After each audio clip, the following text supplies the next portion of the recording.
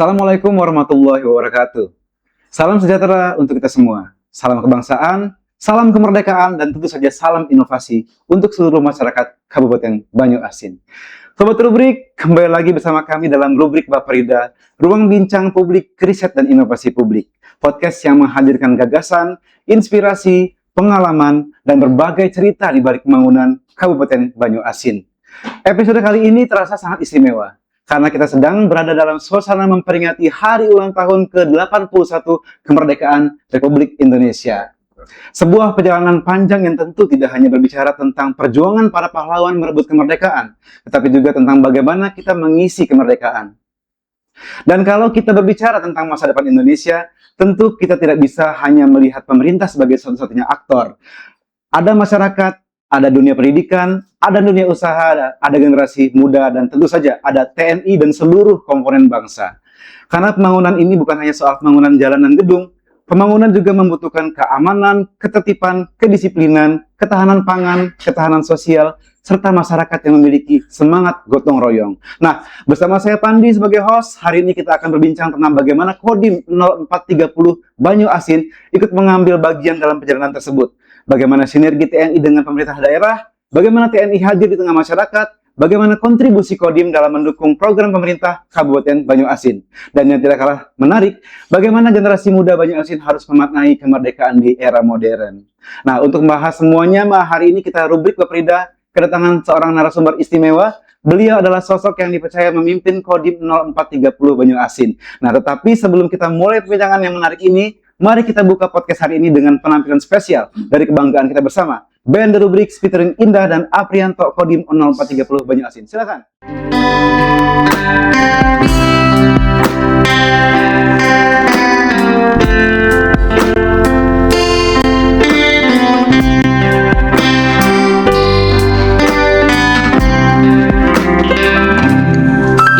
Indonesia tanah air beta, pusaka abadi dan jaya. Indonesia sejak dulu kala selalu dipuja-puja bangsa.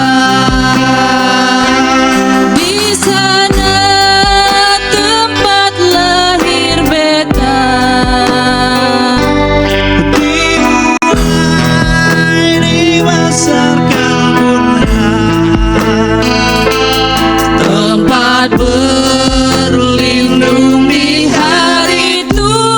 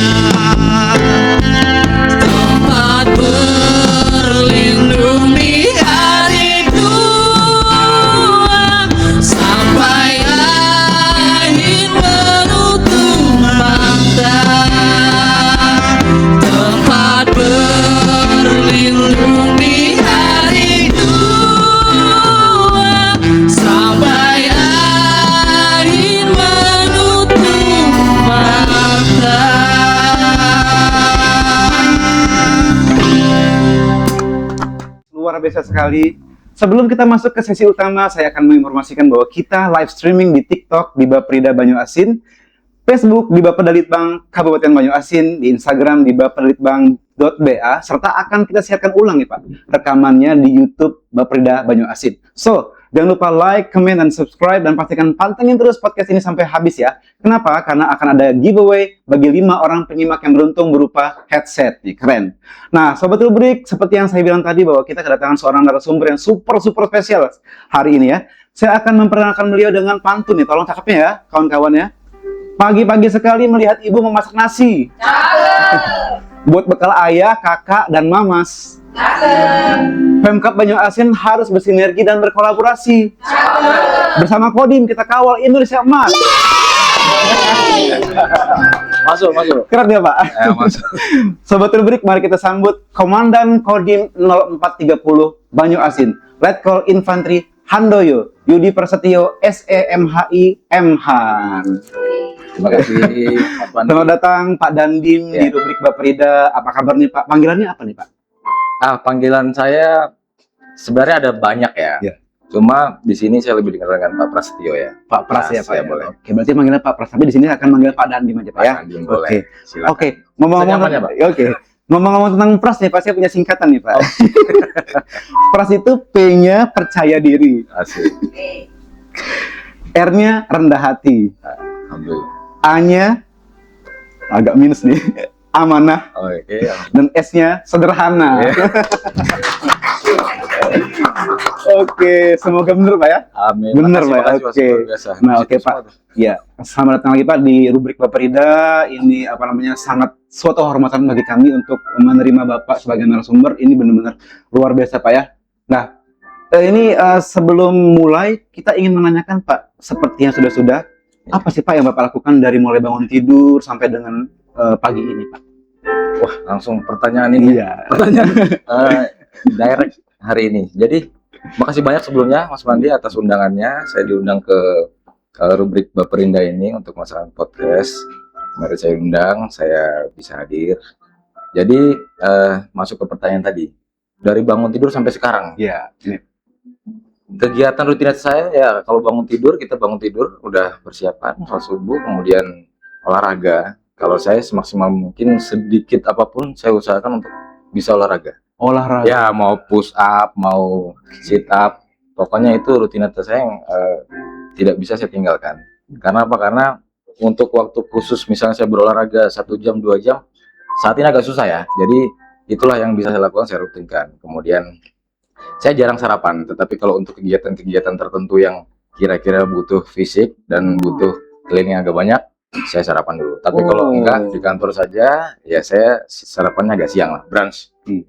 Ya sampailah di saat ini. jam 10 Oke, kita kan itu berarti ketemu. Bapak ini jarang sarapan Pak ya? Termasuk jarang. Oh. Ngopi lah kita. Oh, tapi ngopi Pak ya? Ngopi. Oh, oke. Nah Pak, tadi kalau misalkan kita lihat Pak ya, Ya. Bapak ini panjang sekali Pak. Nggak ada Letkol, Infantri, SEMHI, MHan. Bisa diceritakan nggak Pak, Bapak S1-nya di mana, lalu S2-nya Ya, seterusnya Pak? Ya baik, jadi saya background saya kan dari Akademi Militer ya. Akademi Militer itu Akmil Pak ya? Akmil. Saya lulusan 2006. 2006. Ya. Sobat Rubrik. Kalau dengan pendidikan Akademi Militer yang sekarang, itu adik-adik saya sekarang itu sudah mendapat gelar strata 1. Jadi STR Han, STR SH segala macam. Itu saat ini. Di zaman saya belum ada dapat gelar strata 1 S1. Sehingga yang kita lakukan seluruh angkatan di letting saya itu sebagian besar rata-rata mengambil pendidikan lanjutan untuk mendapatkan gelar S1 di universitas-universitas yang ada di tempat dia bertugas biasanya. Oke. Nah, saya mendapat gelar S1 waktu itu tahun 2005 atau 2015. 2015. Ya, itu pada saat saya berdinas di Magelang. Kemudian S2 saya ambil 2 bersamaan. Jadi di saat yang bersamaan saya ngambil 2 langsung itu Magister Hukum Internasional, Hubungan HI, Internasional, ya? MHI, dengan satu lagi Magister Pertahanan. Pertahanan, Ya. MHan. Ya. Gimana tuh Pak? 2005? Kalau Magister Pertahanan saya ambil di Unhan, itu adalah Unhan. beasiswa dari Universitas Pertahanan. Kalau yang Magister Hubungan Internasional itu dari universitas di bawah Yayasan Angkatan Darat, yaitu Wah. Universitas Jenderal Ahmad Yani. Wah. Nah, dua-duanya saya ambil secara bersamaan. Makanya dapatlah gitu title-title itu. Alhamdulillah Pak ya. Alhamdulillah. Berkah Pak ya. Oke. Ya. Nah Pak, ini aduh sebelum mulai udah ada yang komen-komen ya Pak. Dan ini luar biasa sekali Pak. Ini ada komen dari Pak Erwin Ibrahim nih Pak, dari sekda kita nih. Bang Erwin Kita- ya, Bang Sekda ya. Boleh nggak Pak? Sapa dulu Pak Erwin ya Pak. Halo Bang. Halo apa kabar? Pak Erwin Ibrahim. Numpang di sini kita. Ini komennya keren Pak Dandim andalan. Oke. Mentor saya juga beliau. Komentar ya Pak. Ya. Oke. Nah Pak, kita mulai Pak ya pertanyaannya Pak ya. Nah, gimana Pak peran dari Kodim untuk mengawal nih Banyu Asin untuk mencapai Indonesia Emas nih Pak? Ya, jadi memang itu jadi salah satu fokus tugas Kodim ya, Kodim 0430 Banyu Asin. Seperti tertera dalam undang-undang, tugas kita kan salah satunya adalah membantu pemerintah daerah dalam pembangunan di wilayah. Nah, Kodim ini kan kepanjangan tangan dari, kalau kita lihat di atasnya ada Korem 044 Garuda Dempo, kemudian di atas kita lagi ada Kodam 2 Sriwijaya. Nah, kita ini adalah satuan pelaksana dari satuan atas kita. Jadi yang paling utama adalah kegiatan kita adalah pembinaan teritorial. Pembinaan teritorial. Pembinaan teritorial. Nah, bahasa ini mungkin sering didengar, tapi masyarakat mungkin awam, apa sih binter itu kan? Iya. Tapi kalau bahasa gampangnya sih, ya kita mengenal masyarakat, kita mengenal potensi wilayah, dalam rangka apa? Dalam rangka menyiapkan wilayah itu untuk siap menghadapi ancaman.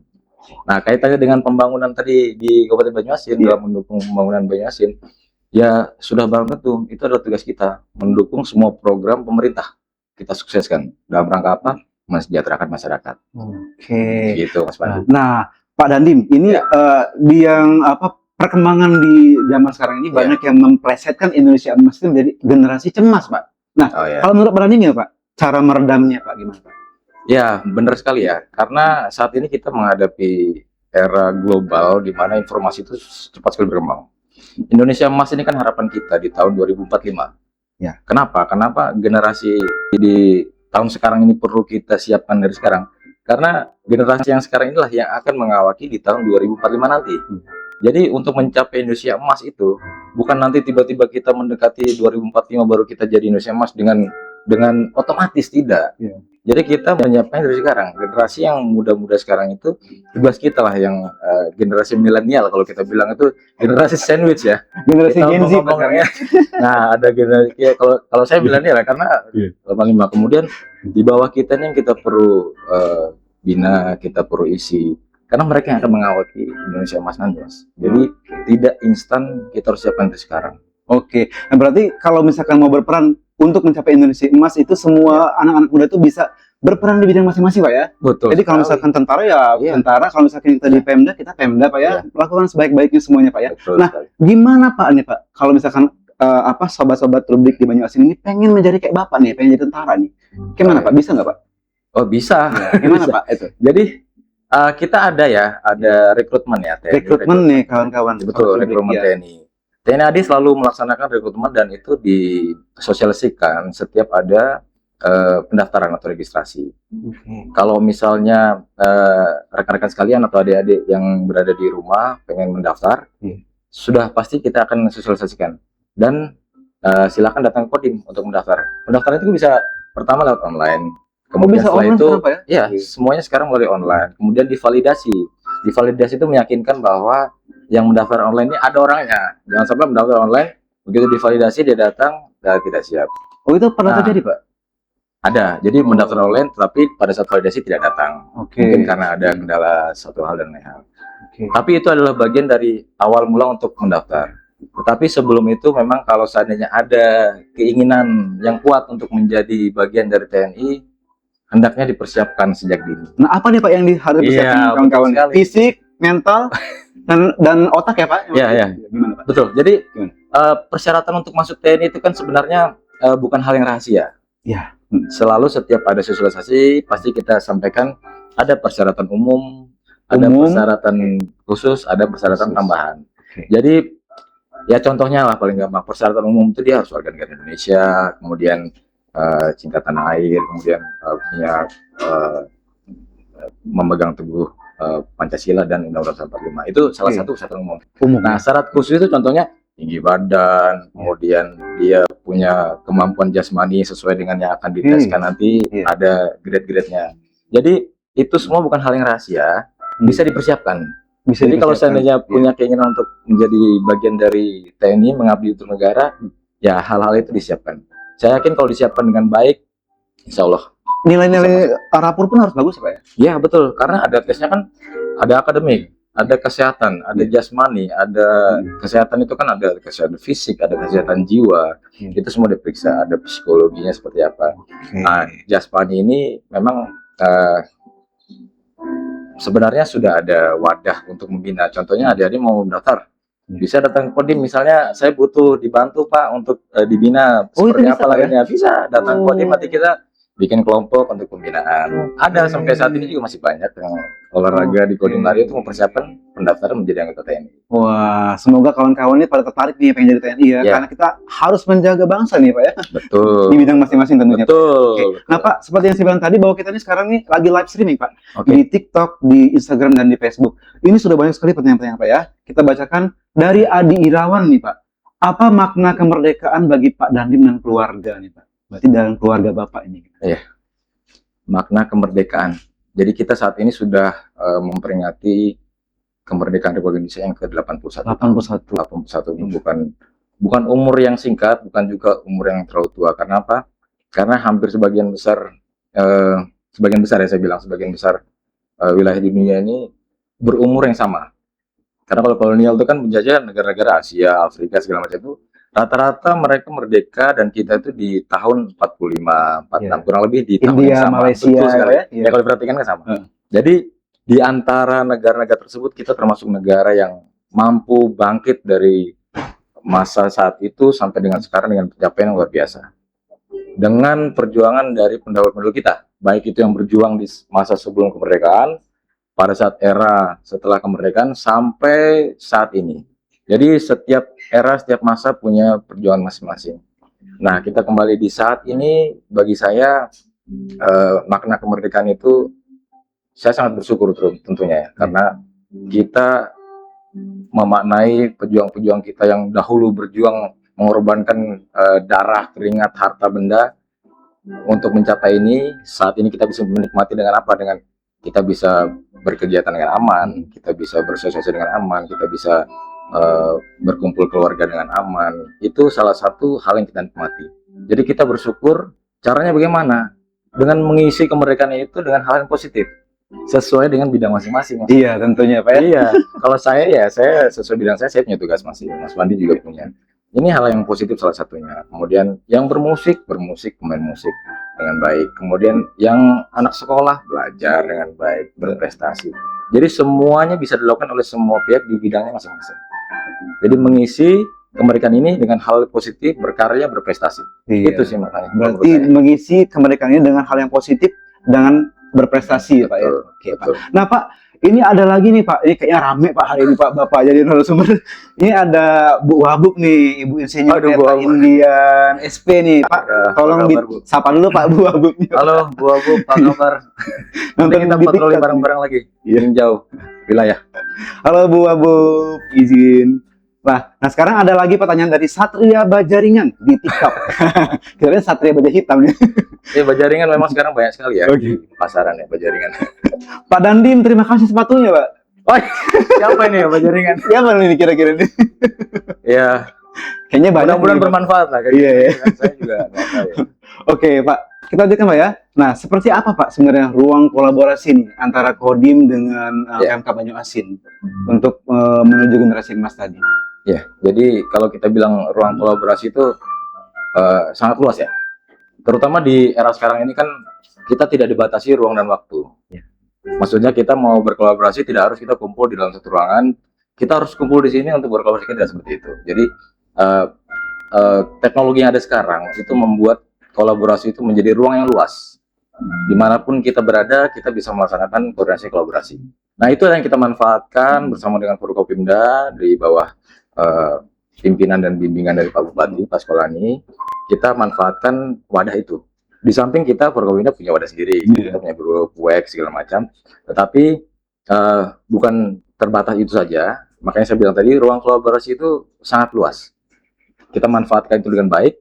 Begitu kita mendapatkan informasi sekecil apapun, kalau kita saat itu kita bisa selesaikan, kita akan selesaikan, kita kasih solusi. Tapi apabila hal itu membutuhkan kolaborasi atau campur tangan dari instansi lain, kita akan lempar itu ke forum sehingga mendapatkan solusi yang terbaik.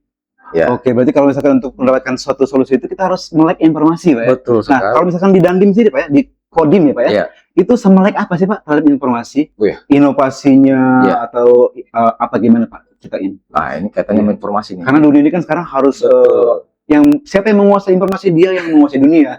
Gimana, Pak? Betul sekali, betul. Itu kenapa muncul jargon atau slogan seperti itu, karena memang itu yang terjadi. Jadi seberapa melek kita terhadap informasi, harus melek, Mas. Kalau kita buta, kita nggak tahu apa-apa, kita ibaratnya kita katak dalam tempurung, kita nggak tahu apa yang terjadi di luar kan. Jadi dengan era global seperti saat ini, informasi itu menjadi satu tantangan. Tantangan maksudnya saking banyaknya informasi yang kita terima. Dari banyaknya informasi ini tentunya perlu kita saring. Tidak semuanya informasi itu, ya itu tadi, semua pihak bisa menjadi penerima informasi, semua pihak bisa menjadi pemberi informasi. Nah, di dalam penerima dan pemberi ini kita harus benar-benar cermat dan cerdas, memilih informasi. Kita yakinkan sumbernya kredibel tidak, kemudian kita yakinkan informasi ini kalau kita sebarkan kira-kira menimbulkan kegaduhan atau tidak. Jadi itu yang perlu kita tekankan kepada semua pihak, bahwa banyaknya informasi penting, tetapi perlu juga kita menjaga bahwa informasi nanti yang kita terima dan akan kita sebarkan lagi itu tidak menimbulkan kegaduhan atau bahkan menimbulkan perpecahan di masyarakat. Iya, Ya. Pak. Sangat Itu, ya. rawan sekali, Pak ya, zaman Betul. sekarang ini perpecahan, Pak ya. Karena informasi yang hoax sedikit, kita Iya. langsung terpapar ya. Betul. Oke. Nah, Pak, ini ada pertanyaan lagi dari Cici Bonesa. Apa pengalaman paling berkesan selama bertugas di Banyu Asin nih, Pak? Wah, luar biasa. Jadi Banyak, Pak ya, berarti ya? ya, saya kan hampir di sini kurang lebih 10 bulan ya, hampir 1 tahun. Oh, baru, Pak, 10 bulan? Baru 10 Oke. baru 10 bulan ya, nggak terasa karena dengan banyaknya kegiatan yang tadi yang dibilang mana yang paling berkesan, karena hampir semuanya berkesan jadi nggak terasa kan 10 bulan. Jadi kalau dibilang berkesan, semua kegiatan berkesan ya Mas ya. Iya. Tetapi kalau disuruh milih salah satu yang paling berkesan ya, Banyuasin ini punya tipikal area yang sangat luas dan beragam penduduknya, masyarakatnya plural. Ya. Jadi yang paling berkesan itu kalau saya berkunjung ke daerah-daerah segala macam itu, masyarakatnya terbuka dan open minded. Jadi tidak ada yang punya ego ke wilayah masing-masing. Jadi saya sangat berkesan sebenarnya dengan penerimaan warganya. Kalau misalnya dari makanan itu pasti berkesan. Oh gitu ya. Tapi yang paling berkesan adalah masyarakatnya. Masyarakatnya sangat plural. Kalau kita bisa lihat kan dari 100% tuh 50-60% tuh warganya kan warga plural. Itu maksudnya kita ini paling dekat dengan Palembang.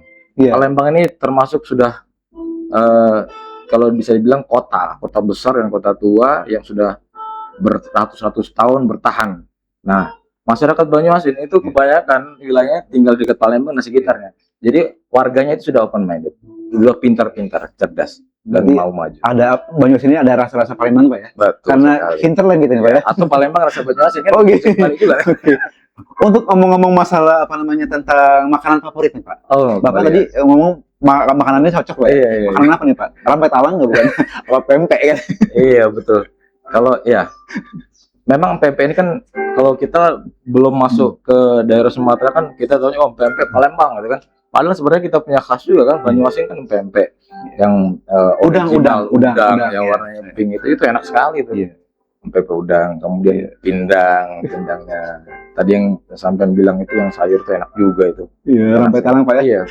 Saya kenapa saking suka dengan makan itu, lihat aja saya agak bertambah berat badan. Woi. Oke, Saya Pak. ya kurang lebih itulah. Oke, Pak. Ini ada pertanyaan lagi dari TikTok. Bapak ini hari ini laris banget nih, Pak. Apa tantangan terbesar yang dihadapi dalam bertugas di Kabupaten Asin? Ini kayaknya pluralisme tadi, Pak ya? Tantangan, Pak ya? Tantangan terbesar nih, Pak, dalam bertugas. Oke. Iya. Ya, kalau tadi masyarakat sih saya sangat salut ya, masyarakat Banyuasin itu welcome. Karena dari pengalaman saya berdinas, saya hampir 20 tahun berdinas, Mas. Itu Banyuasin termasuk wilayah yang paling ramah penduduknya. Kenapa? Karena kita hidup berdampingan dari berbagai macam suku, bangsa, agama. Tetapi hampir tidak ada konflik di sini terkait dengan kerukunan antar beragama. Wah, Itu berarti salah satu. zero konflik kan kita, Pak? Iya, kerukunan antar beragama tidak ada. Itu saya sangat salut dengan itu. Kemudian yang kedua adalah tantangan wilayah. Iya. Wilayah itu maksudnya kita dengan Bapak tahu sendiri kan, wilayah kita tuh ujung ke sana melewati Banyuasin, kemudian perlu akses darat, misalnya contohnya dari sini ke ujung yang bagian timur mungkin bisa 4 jam, 5 jam, bahkan kita harus Betul. melewati perairan. Iya, perairan. Itu ada tantangan tersendiri geografis. Tetapi ya kita menikmati itu. Kita Iya. menikmati itu. Ya, tantangan kedua adalah coverage area. Coverage area itu dengan personal kita yang ada, kita harus mengcover seluruh area. Ini kan bagian dari tantangan.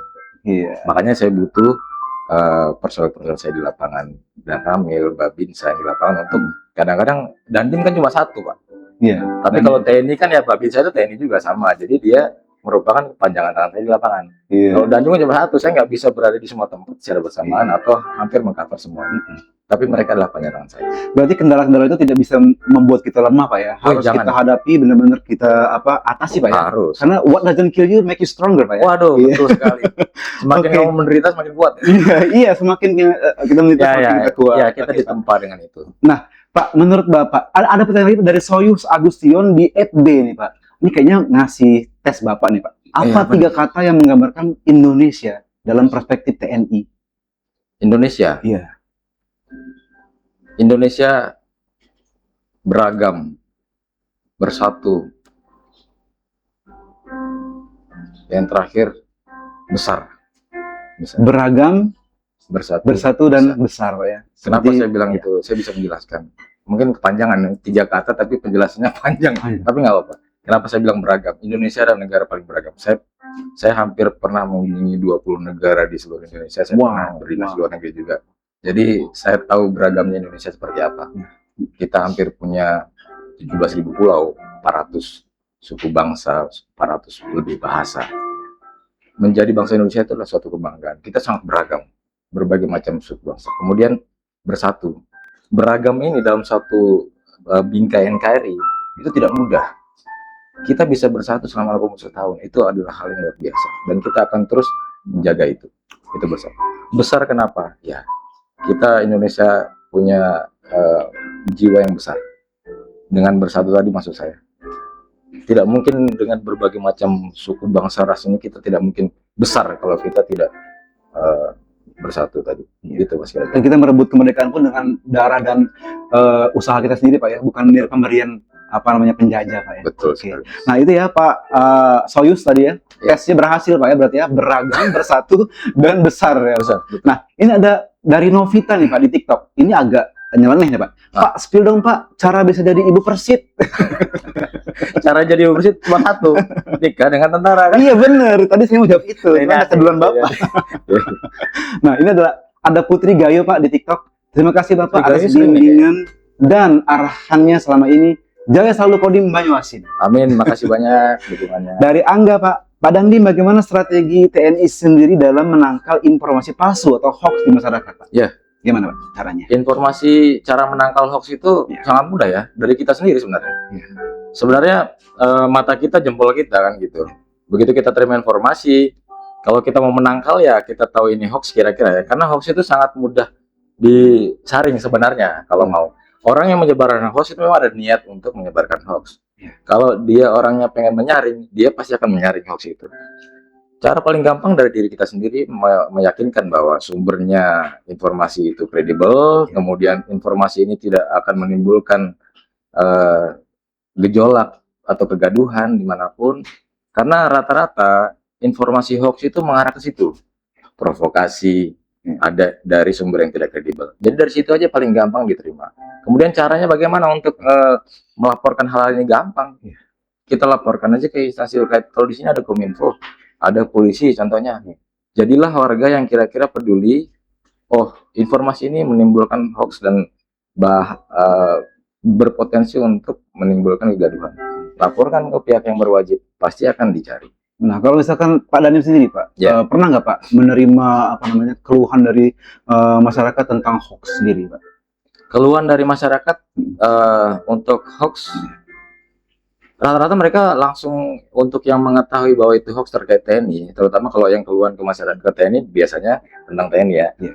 Dia langsung akan menghubungi, misalnya dia nggak punya kontak Dandim atau nggak punya kontak dan Ramil, ada Babinsa di lapangan, bisa langsung melaporkan, nanti Babinsa melaporkan kita. Kalau itu terkait dengan TNI, kita pasti akan konfirmasi langsung. Kita akan jelaskan, klarifikasi. Tapi kalau tidak, kita akan arahkan ke mereka bahwa ini di bidang siapa, kita akan ke mereka. Jadi kita tidak akan membiarkan informasi itu liar beredar tanpa ada konfirmasi atau klarifikasi. Jadi biar informasi itu ya, seimbang diterima oleh masyarakat. Oke Pak. Nah Pak, kita ngomong tentang generasi muda sekarang Pak ya. Oke. Generasi muda yang related ke nasionalisme mereka Pak. Iya. Nah, zaman sekarang ini kan banyak permasalahan ya Pak ya. Iya. Yang dilaksanakan oleh generasi muda ini Pak. Mengingat mereka sekarang dikenal dengan istilah brain rot Pak ya. Oke. Yang mana scrolling, tahu-tahu sudah sejam 2 jam, udah kerasa waktu Iya. terbuang sia-sia. Betul. Gimana Pak? Kira-kira Bapak melihat kondisi sekarang di di era sekarang? Iya. Jadi generasi muda, generasi kita ya, Generasi muda ya Pak ya. Kita masih muda kita juga. masih masa muda soalnya. Jadi ya itu menjadi satu tantangan tersendiri ya. Yang tadi Mas Pandi bilang scrolling nggak terasa, tiba-tiba waktu habis Iya. terbuang percuma karena kasihkan, itu adalah salah satu bentuk gangguan terhadap kepribadian seseorang. Kenapa saya bilang begitu? Itu adalah bentuk edik atau ketagihan. Jadi orang yang sudah seperti itu, Bapak ambil HP-nya, dia pasti akan tantrum atau gelisah.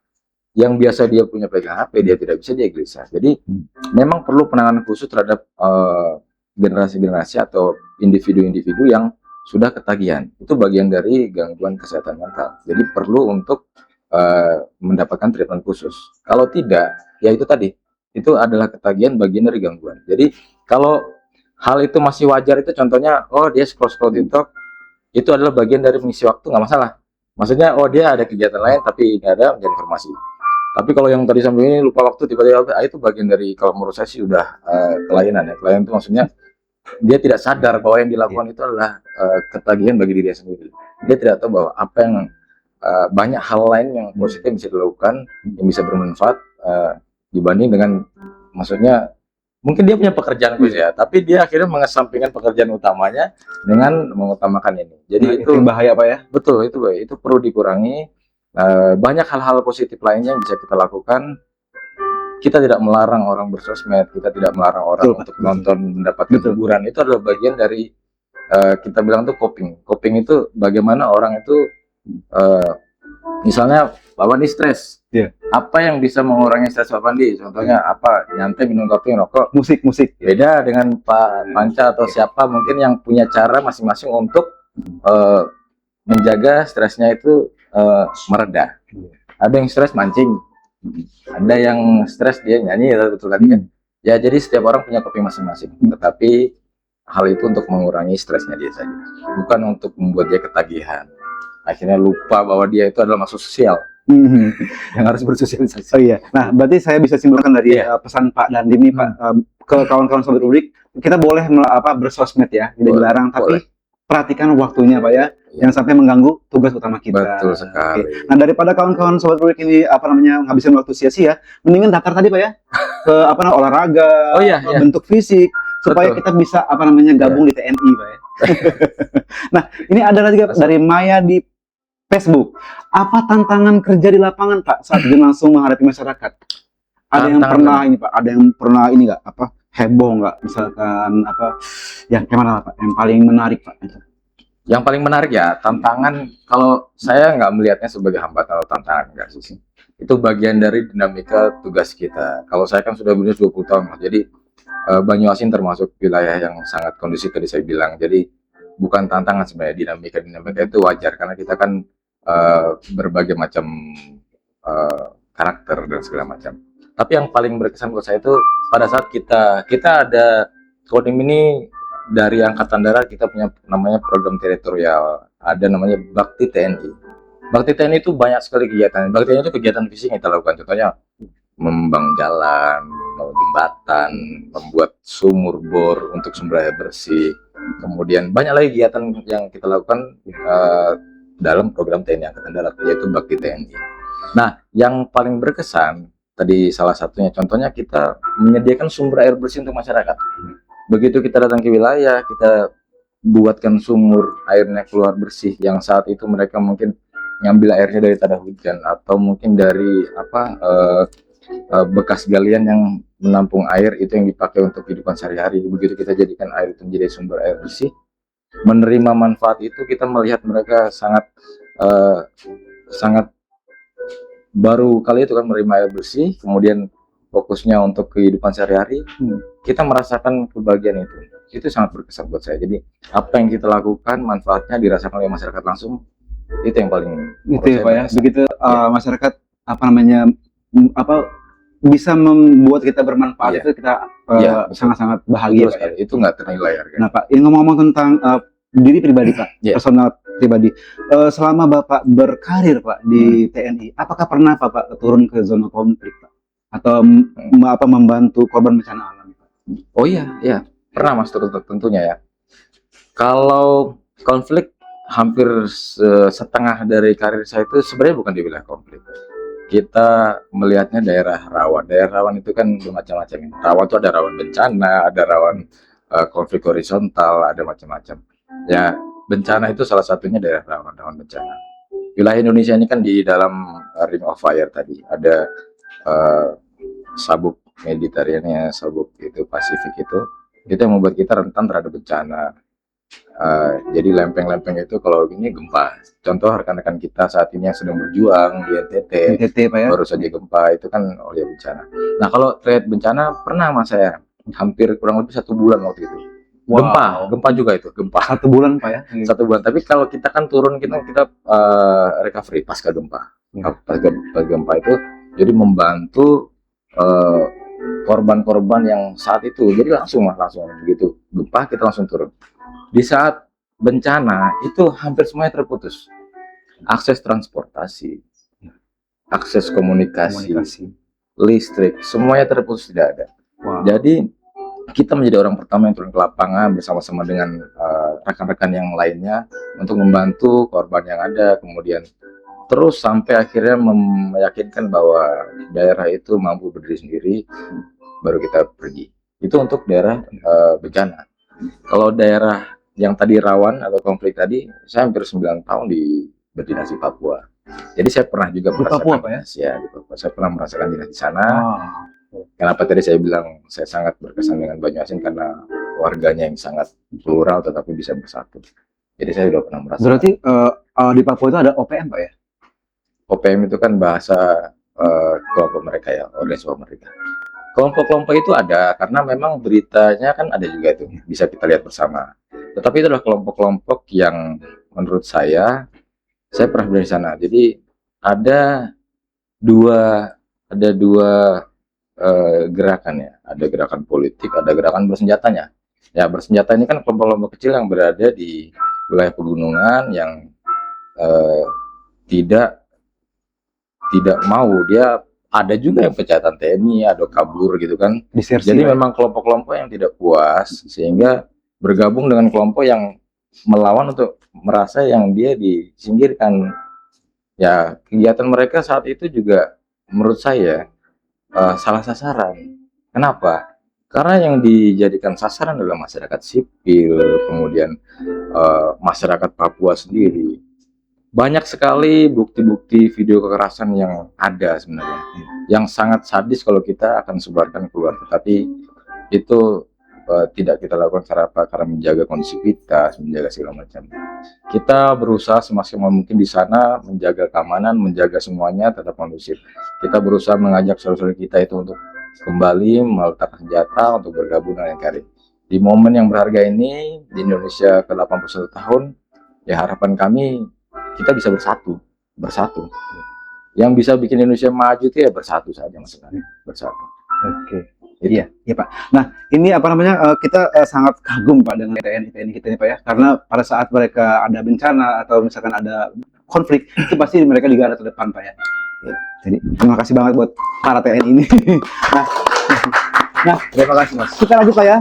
Ini dari Puspa di TikTok nih. Aduh Mbak Puspa nih pengen jadi TNI kayaknya. Bagaimana cara menjadi anggota TNI perempuan nih Pak? Oh, kalau perempuan berarti menjadi kowat ya, kowat. Kowat Pak ya namanya, Ya, kowat. Komando Wanita Angkatan Darat. Kawat ini memang jumlahnya tidak sebanyak dari anggota TNI yang Iya. pria. Iya. Jadi memang seleksinya bisa dibilang lebih ketat. Tapi di Banyuasin ada seleksi juga. Kuat. Ada. Oh. Di semua daerah ada. Jadi Kawat ini kan seluruh Indonesia sama dengan anggota TNI. Tidak terbatas daerah. Jadi bisa, sangat bisa. Jadi pendaftarannya memang perlu dimonitor ya, Dek Puspa ya. Adik apa ini? Iya. Jadi Puspa dimonitor kayaknya. begitu. Ya, dipantau terus saja. Dipantau, akan ada pendaftaran.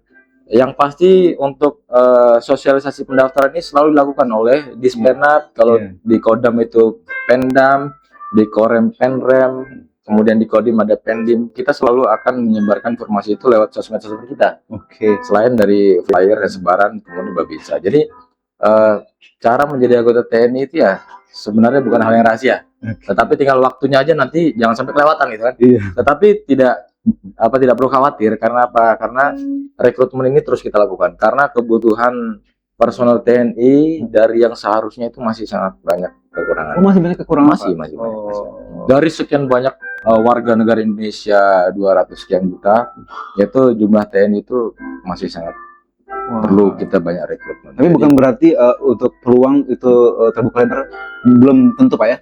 Karena kan harus melalui banyak persyaratan Pak ya? oh ya, kalau itu pasti. Maksudnya peluang itu terbuka lebar untuk siapa saja yang memenuhi persyaratan. Ya, kira-kira gitu. memenuhi persyaratan. Ya kan ada persyaratan umur juga. Yang Oh, sampai iya. umurnya udah di atas ini. Oh, umurnya sampai umur berapa Pak? Umurnya sampai 21 atau 22 ya. Nanti detailnya jelas ada.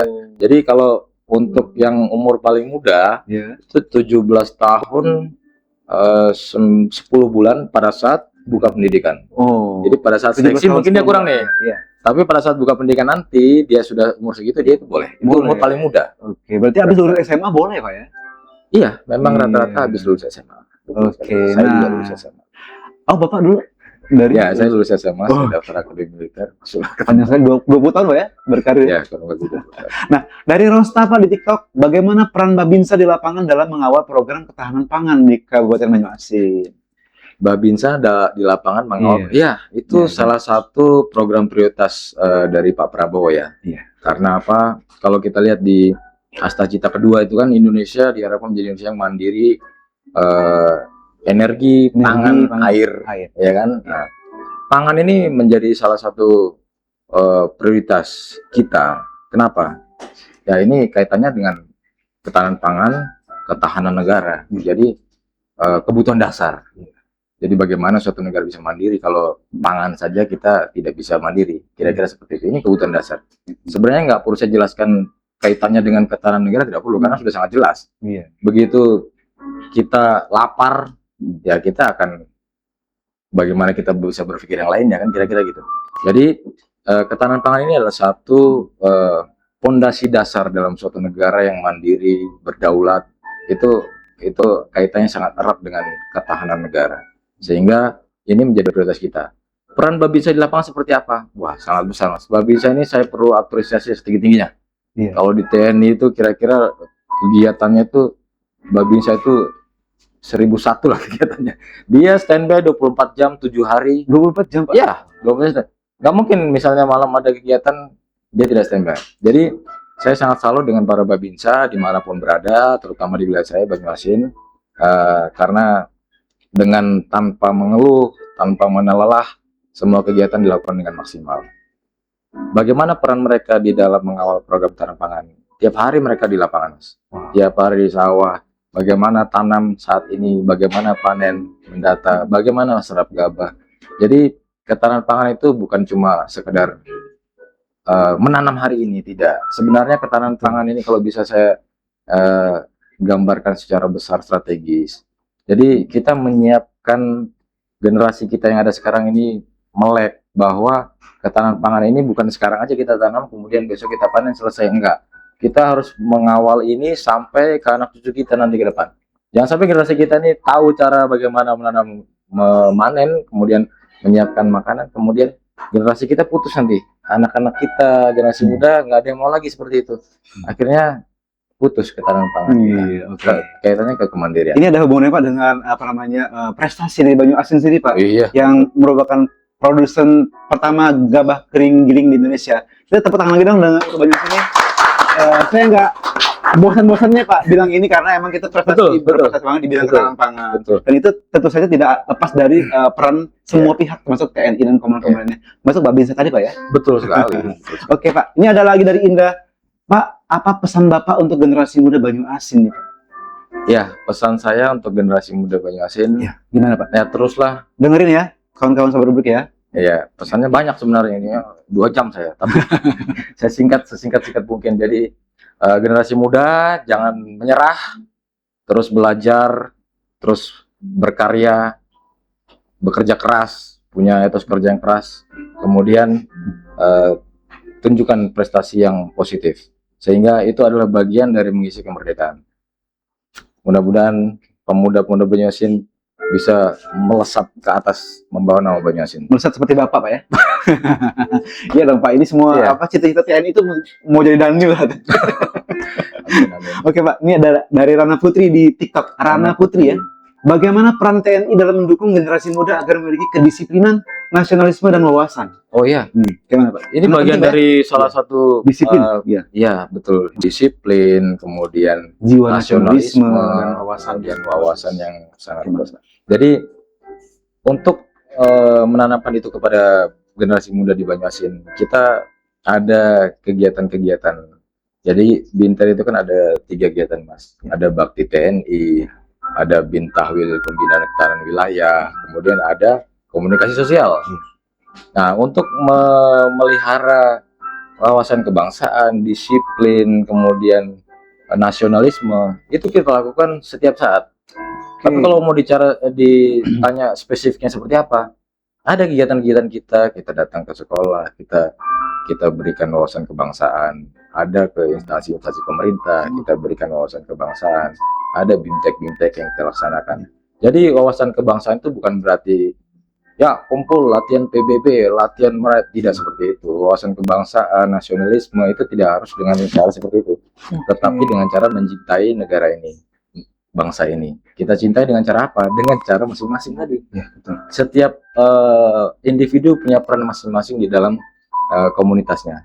Lakukan itu dengan positif, itu adalah bagian dari mencintai Indonesia. Itu ya. Nah, kawan-kawan sahabat rubrik, kalau tadi kita sudah mengulik tentang apa namanya tupoksinya ada Kodim nih dan di teritorial tadi Pak ya. Iya. Lalu ada apa namanya prestasi-prestasi Kodim juga.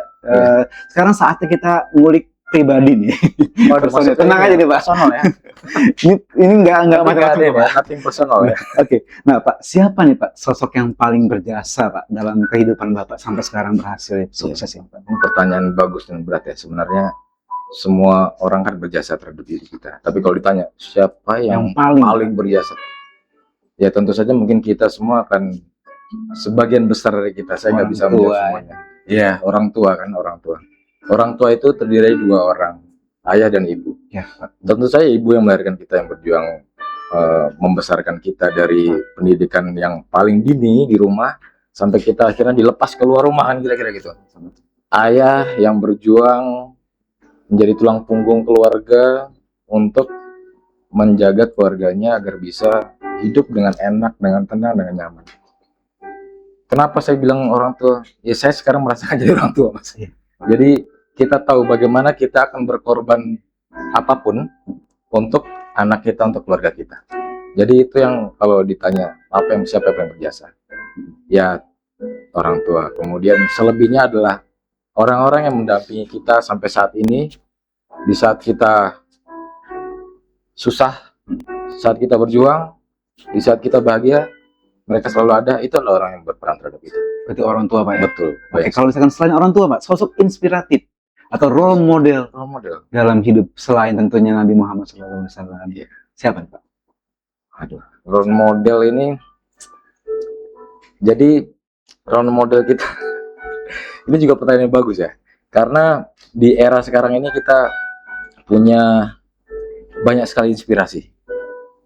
Contohnya di satu bidang orang ini role model kita, di bidang lain orang role model kita. Tapi kalau dalam TNI Pak. Okay. TNI tentu saja kita tidak bisa lepas dari jenderal besar kita ya, Pak Sudirman ya. Pak Sudirman. Kenapa saya bilang seperti itu? Betul. Di saat dengan kondisi yang kalau bisa dibilang itu ya mending saya duduk aja lah berjuang. Tetapi beliau masih mau berjuang dan berbuat. Bukan untuk kepentingan pribadi, bukan untuk kepentingan keluarga, kelompok, bukan untuk TNI bahkan sendiri, tapi untuk yang lebih besar yaitu bangsa. Itu mungkin susah kita capai saat ini ya, kalau kita dengan di zamannya sekarang ini. Tetapi harapan kita paling tidak kita menurunkan jiwa-jiwa yang dicontohkan oleh beliau. Jadi kenapa beliau menjadi Bapak TNI kita ya karena itu luar biasa pengorbanan. Pak Jenderal Sudirman ya, Betul. Bapak Jenderal seluruh TNI. Nah Pak, kalau misalkan Bapak nih Pak, di spare time Bapak nih Pak, Oke. what do you do nih Pak in your spare time? Spare time. Hampir ini ya jarang ya spare time. Oh sangat sibuk ya Bapak. Jadi kalau kita tuh sebenarnya ya kita berusaha untuk memanfaatkan waktu di sela-sela. Ya. Tapi kalau dibilang spare time sudah nggak ada. Karena apa? Karena kita sebagai TNI di kewilayahan itu bisa dibilang 7/24 ya, 24/7, 24/7. Tetapi 7/24. kita berusaha untuk memanfaatkan waktu, jangan sampai kita karena kesibukan kerja kita jadi melupakan kesehatan kita. Jadi spare time ya banyak Mas. Ada olahraga. Olahraganya apa nih Pak? Olahraga saya hampir semua olahraga saya olahraga lah kira-kira. Oh. Kalau dulu saya sebelum jajanin saya sering lari. Lari Pak ya. Lari. Kalau dulu larinya nggak pakai Strava ya, kalau sekarang pakai Strava. Sekarang ada apa grupnya kan saing-saingan itu kan 1 bulan berapa 300 kilo. Nah itu dulu saya lari. Kalau sekarang saya berusaha lari tapi nggak ketemu waktunya kan. Ya akhirnya spare time saya maksimalkan untuk bisa olahraga. Kemudian di sela-sela waktu ya kalau misalnya ada film-film baru saya paling nonton bioskop sama istri. Oh, berarti Sama Bapak ini manusia biasa kulineran juga lah ya. Manusia normal pada umumnya nih Pak ya. Sama kita manusia biasa. Mas. Iya. Kirain Sama Pak. ya mungkin sisa lainnya ya kuliner lah kita. Oke. Mencoba masakan-masakan yang ada di Pasti nonton film action nih Pak. Iya. Nonton film yang kira-kira viral, rame. Oh ini Oh, bagus. Ya, kita iya, lihat dulu sama testimoninya berarti. kan. Nah, Iya, testimoninya iya. kita ikut. Yang terakhir 3 jam film itu ada 3 jam. Tapi kayaknya hampir setengahnya tidur sih. Audisi. Oh, bener Pak. Boleh nyebut audisi ya? Tidur. Audisi. Audisi. Oke Pak. Nah Pak, ini selain apa namanya olahraga tadi, Ya. kira-kira dalam bidang seni Bapak punya bakatkah gitu?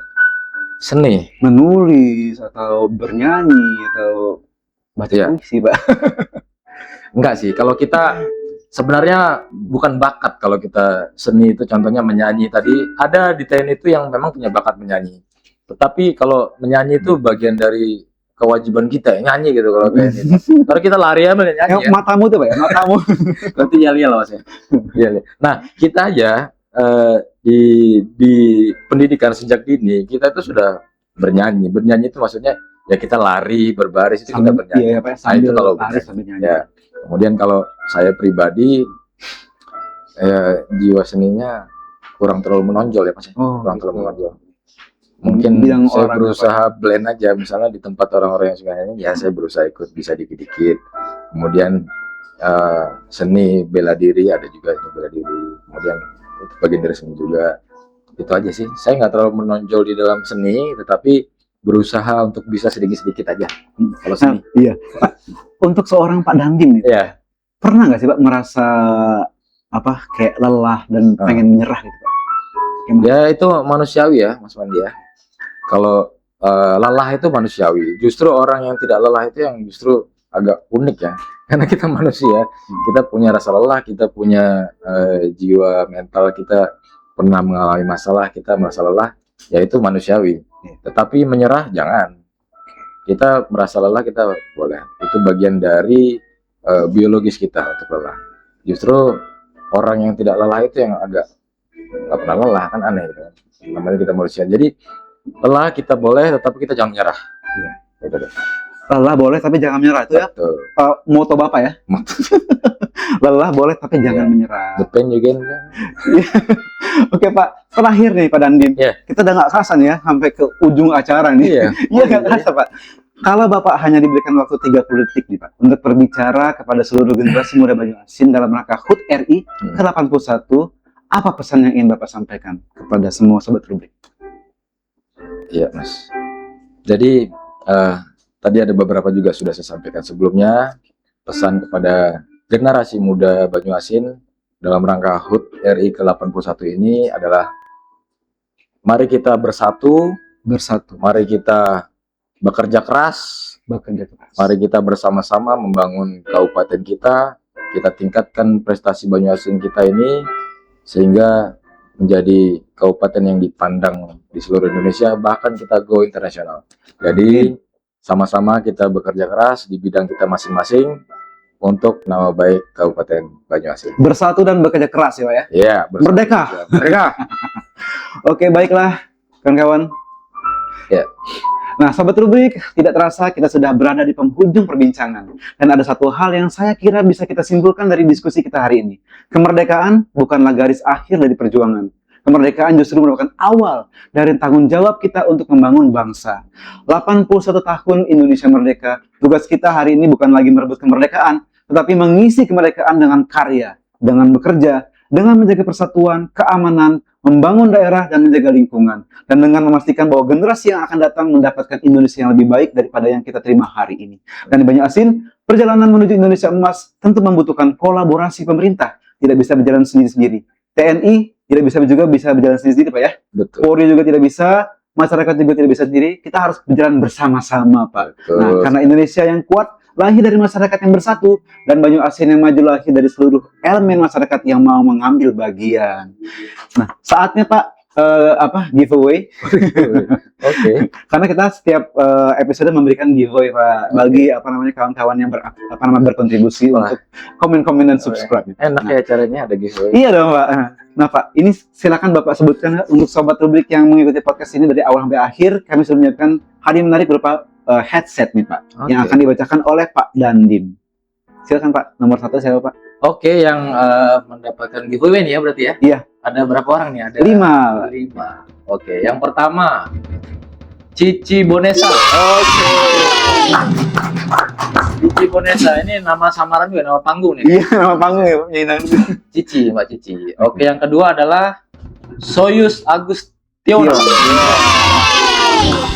Yohan. Ya. Oke, selanjutnya yang dapat giveaway ada Putri Gayo. Putri Gayo. Ini namanya mudah diingat Iya, ya, Putri Gayo. Kemudian berikutnya adalah Maya FB. FB ini dari gampangnya nama Maya FB. Iya. Oke, selanjutnya adalah Rana Putri. Dan akhirnya terima kasih yang sebesar-besarnya kepada Bapak Letkol Infantri Handoyo Yudi Prasetyo SMHIM Han, Komandan Kodim atau Dandim 0430 Banyuasin, yang telah hadir dan berbagi cerita bersama kita hari ini. Pak Dandim, semoga sinergi TNI, pemerintah, daerah, dan masyarakat semakin kuat. Ya, amin. Semoga Banyuasin semakin aman, semakin maju, zero konflik, semakin sejahtera, dan semoga generasi muda Banyuasin benar-benar menjadi generasi yang membawa daerah ini menuju masa depan yang gemilang. Saya Pandi, pamit undur diri. Saya tutup dengan satu kalimat: kemerdekaan adalah warisan para pahlawan, tetapi masa depan Indonesia adalah tanggung jawab kita bersama. Mari kita bersama-sama menuju Indonesia emas. Dirgahayu Republik Indonesia. Merdeka, merdeka, merdeka. Wassalamualaikum warahmatullahi wabarakatuh. Dan rubrik silakan.